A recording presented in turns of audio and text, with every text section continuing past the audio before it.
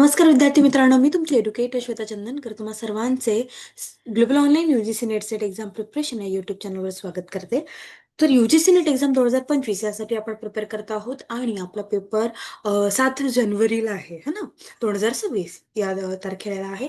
आणि पेपर 2 विषय मराठी यामधले आपण महत्वाचे PYQ प्रश्न जे आहेत ते आपण इथे डिस्कस करत आहोत. एकंदरीत काय असतं, एखादा प्रश्न हा फिरवून विचारला तर त्याची जी माहिती आहे ती आपलं असणं आवश्यक आहे. त्यामुळे असे जेव्हा PYQ आपण अभ्यास करतो तेव्हा त्यातून आपलाच अभ्यास होतो आहे.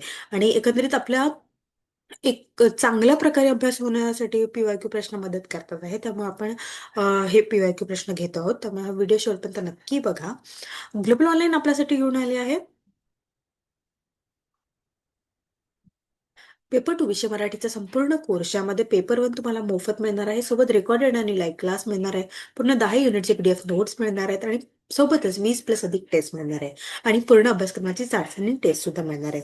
तुम्ही आता प्रिपेअर करत आहात, त्यामुळे जर का तुम्ही मॉक टेस्ट द्याल तर खूप खूप छान तुमचा अभ्यास होईल. वेळेवर रिव्हिजनसाठी मॉक टेस्ट खूप महत्वाची ठरते आहे. ह्याची जी फीस आहे ती 8,000 रुपये आहे.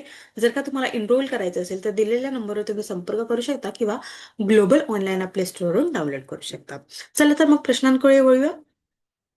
पहिला प्रश्न आहे, लोककथा व लोकगीते यांचा उगम कशातून होतो?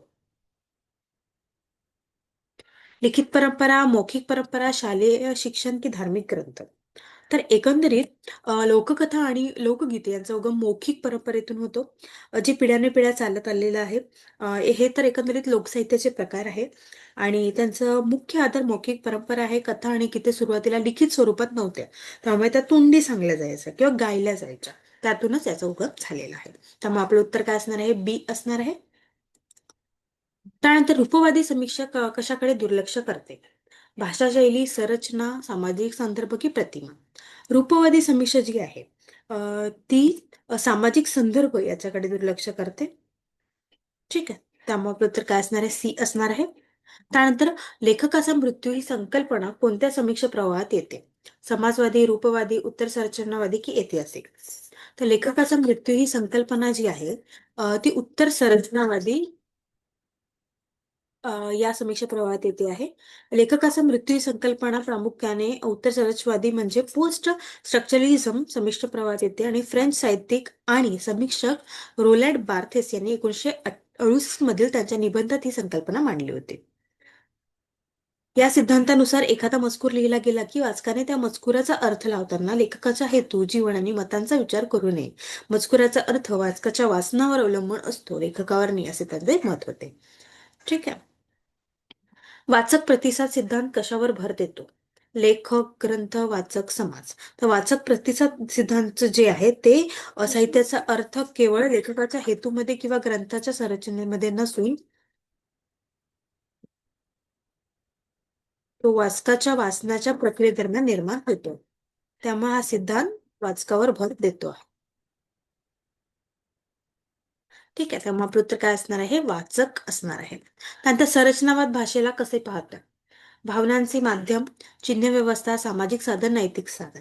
तर संरचनावाद भाषेला चिन्ह व्यवस्था याकडे बघतो आहे. अम, संरचनावाद विशेषतः फर्डिनांड ही सस्यूर जे आहे यांच्या भाषाविज्ञानातील योगदानामुळे भाषेला एक स्वायत्त आणि स्वयंसमाहित प्रणाली मांडतो आहे आणि ही प्रणाली चिन्हांच्या व्यवस्थेवर आधारित आहे. हे चिन्ह 2 भागांनी बनलेले आहे, संकेतित आणि एक संकेतक. ठीक आहे, या चिन्हांना स्वतःहून अर्थ नसतो, परंतु प्रणालीतील इतर चिन्हांशी असलेल्या त्यांच्या संबंधामुळे फरकामुळे त्यांना अर्थ प्राप्त होतो. ठीक आहे, त्यामुळे आपलं उत्तर काय असणार आहे? बी असणार आहे. नंतर विखंडन सिद्धांताचा मुख्य हेतू कोणता? अर्थ स्थिर करणे, एकार्थता सिद्ध करणे, बहुअर्थता दाखवणे, लेखकाचे समर्थन करणे. विखंडन सिद्धांताचा मुख्य हेतू आहे बहुअर्थता दाखवणे. विखंडन म्हणजे सिद्धांतानुसार कोणत्याही भाषिक मजकुराला एकाच निश्चित अर्थ नसतो, तर मजकुरामध्ये अनेक परस्पर विरोधी अर्थ आणि संदर्भ सुद्धा लपलेले असतात. त्यामुळे या सिद्धांताचा मुख्य हेतू मजकुरातील ही बहुअर्थता हे आहे. ठीक आहे, तर आपलं उत्तर काय आहे? सी असणार आहे. त्यानंतर कथनशास्त्र कोणत्या घटकांचा अभ्यास करते? कथनशास्त्र रस, अलंकार, कथनतंत्र की छंद? तर कथनशास्त्र जे आहे ते कथनतंत्राचं करतो. ठीक आहे, हे कथनाच्या अभ्यासाचे क्षेत्र आहे, ज्यामध्ये कथा, कथात्मक रचना आणि मानवी आकलनावर त्याचा परिणाम करणाऱ्या पद्धतीचा अभ्यास केला जातो. यामध्ये कथानक, पात्रे, कथा सांगण्याचा दृष्टिकोन आणि शैली यासारख्या घटनांचा समावेश असतो आहे. ठीक आहे. समोरचा प्रश्न आहे, कालसंकोच ही संकल्पना कशाशी संबंधित आहे? नाट्यशास्त्र, कथनशास्त्र, छंद की रस? तर कालसंकोच जे आहे ते कथनशास्त्र याच्याशी निगडीत आहे. त्यामुळे आपलं उत्तर असणार आहे बी. त्यानंतर आत्मकथनात्मक कादंबरी म्हणजे नक्की काय? पूर्ण काल्पनिक, लेखकाच्या जीवनावर असणं आधारित, ऐतिहासिक की पौराणिक? तर आत्मकथनावर कादंबरी म्हणजे लेखकाच्या जीवनावर आधारित, म्हणजे लेखकाच्या जीवनामध्ये काय काय घडलेलं आहे त्यावर जी कादंबरी लिहिली जाते तिला आत्मकथन असे म्हणतात आहे. त्यानंतर स्त्रीवादी समीक्षा कोणत्या प्रश्नांवर लक्ष केंद्रित करते? सौंदर्य, छंद, सत्ता संबंध व लिंगबंध की परंपरा?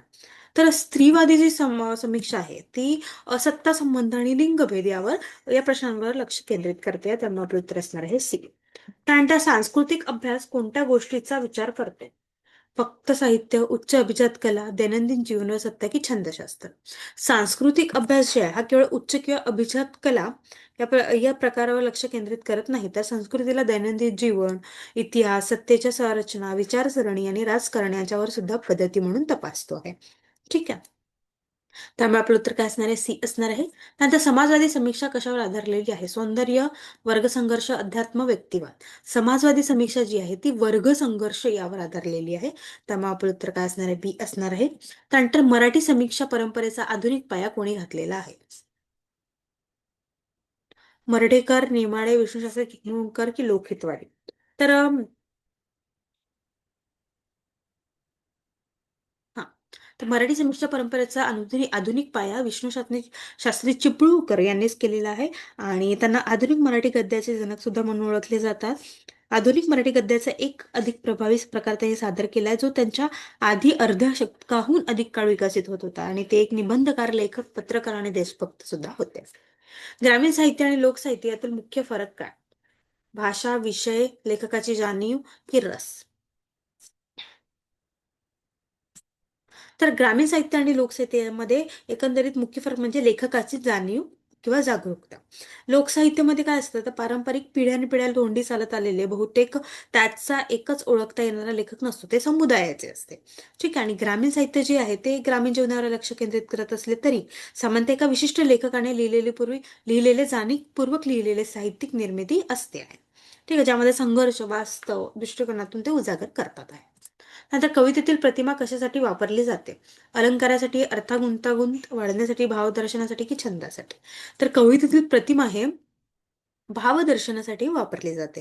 म्हणजे कवितेतील प्रतिमा ही प्रामुख्याने कवितेतील भाव, भावना, वातावरण वाचकांपर्यंत प्रभावीपणे पोहोचवण्यासाठी वापरली जाते. प्रतिमामुळे अमूर्त कल्पनांना मूर्त रूप मिळते आणि ज्यामुळे वाचकाला कवितेचा अर्थ आणि अनुभव अधिक सखोलपणे जाणवतो आहे. प्रतिमांचा वापर अलंकारासाठी, अर्थ गुंतागुंत वाढवण्यासाठी किंवा छंदासाठी दुय्यम असतो. त्याचा मुख्य उद्देश काय आहे? भावाभिव्यक्ती हाच असणार आहे. नंतर नाटकातील संघर्ष हा कशाचा पाया आहे? संवाद, पात्र, नाट्यक्रिया की नेपथ्य? तर नाटकातील संघर्ष जे आहे हा नाटकाचा प्राण आहे. ठीक आहे. त्यामुळे नाट्यक्रिया हे त्याचा पायाभूत घटक आहे. नंतर शोकांतिका कोणत्या रसावर आधारित असते? करुण, वीर, रौद्र, भयानक? तर शोकांतिका ही करुण रसावर आधारित असते. ठीक आहे. नंतर नाट्यशास्त्र ग्रंथात रसाची संख्या किती सांगितलेली आहे? 8, 9, 10, 11? तर नाट्यशास्त्र ग्रंथात रसाची संख्या सांगितलेली आहे 8. ठीक आहे, ज्यामध्ये शृंगार, हास्य, करुण, रौद्र, वीर, भयानक, बिभिस्त आणि अद्भुत अशा पद्धतीने सांगितलं. 9वा रस हा शांतता असं सांगितलंय, पण नंतरच्या काळात अभिनव गुप्ते यासारख्या विद्वानांनी तो जोडलेला आहे. त्यानंतर ठीक आहे. अशा पद्धतीने आपण काही महत्वाचे PYQ प्रश्न पाहिलेले आहे, जे तुम्हाला नक्कीच अभ्यासाला मदत होईल आणि परीक्षेला सुद्धा. जर का तुम्हाला नवीन बॅच आमची जॉईन करायची असेल तर दिलेल्या नंबरवर तुम्ही संपर्क करू शकता किंवा ग्लोबल ऑनलाईन ॲप्ले स्टोअरवरून डाउनलोड करू शकता. खूप खूप धन्यवाद.